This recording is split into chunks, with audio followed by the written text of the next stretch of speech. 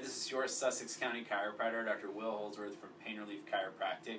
This daily health update is about myofascial release and its effectiveness for neck and arm pain.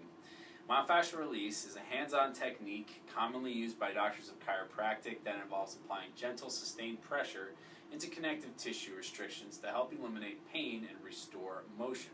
A recent study set out to compare the effects of 6 myofascial release treatments on the arm and neck with traditional physiotherapy against 6 sessions of traditional treatment, which would include a hot moist pack, TENS unit, and stretching and strengthening exercises on 40 neck pain patients with referred arm pain.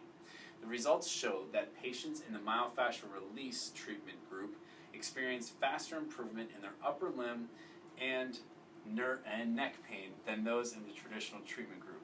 If you want to read more about this, check out the publication International Journal of Health Sciences. This was published in September of 2018. Thank you for watching this daily health update. I'm your Sussex County chiropractor, Dr. Will Holdsworth from Pain Relief Chiropractic.